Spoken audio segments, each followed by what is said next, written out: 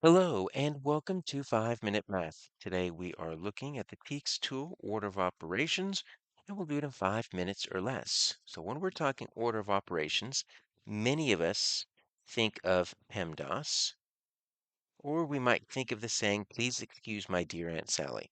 That is how I learned it, and it just helps us remember the order. So when we're talking about this, we're first talking about parentheses. And so that's going to be when we see these like curly shapes, that means that we need to always look at whatever happens in parentheses first.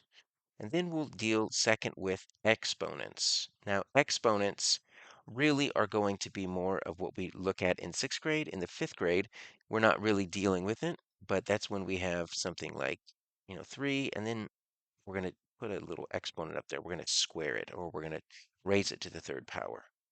Now, next we have two that are working together.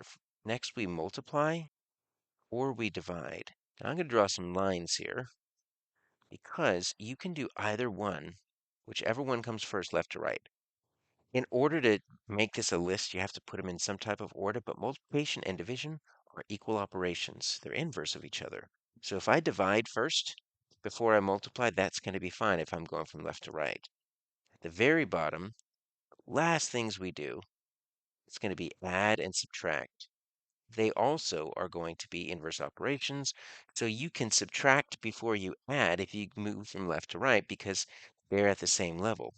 So really, we've got four levels of operations. We always deal with parentheses first, and then we deal with our exponents. Then we look at multiply or divide. Then we look at add or subtract. Now, some of you might see this as GEMDAS. So I've seen some versions where instead of the parentheses, you are going to be using grouping. That works because part of our grouping is sometimes we get two layers. So we might have brackets on the outside. That's the first layer. And then we're going to have parentheses on the inside. So let's see what happens when we look at something like this. So let's just start with 15 minus 6 divided by 2 times 3 plus 4. All right, so if we're going to break this down, we look and we say, are there any parentheses? Or are there any grouping symbols? No, there's no exponents. And so now we're going to multiply or divide first. So I'm not going to subtract first. I'm going to multiply or divide, and I've got 2 right here. And I need to do them in order. So first, I need to do 6 divided by 2. So I'm just going to copy everything down. 15 divided by 6 divided by 2. Right? So instead of that, we're going to say that's 3. And then we're going to multiply that by 3, and we're going to add 4. We're just going to do one layer at a time. What's next? I've got a subtraction, I've got a multiplication left, and I've got an addition. Well, now I'm going to need a multiply. So it's going to be 15 minus, instead of my 3 times 3, just going to go and simplify that and say 4.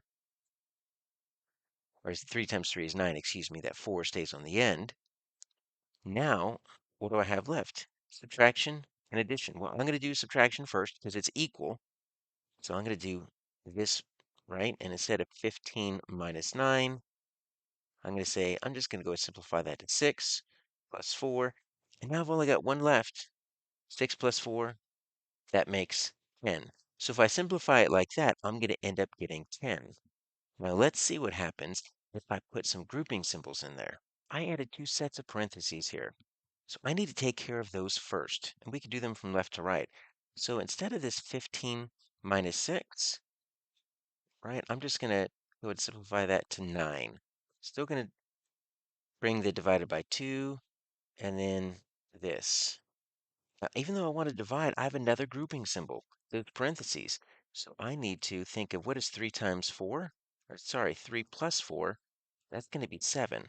So I've got 9 divided by 2 times 7. Now I can finally divide 9 divided by 2. So 9 divided by 2 is going to get me, let's just go ahead and think of that as a decimal, right? So that's going to be 4.5. You can say 9 halves if you want to. Then we're going to multiply that by 7.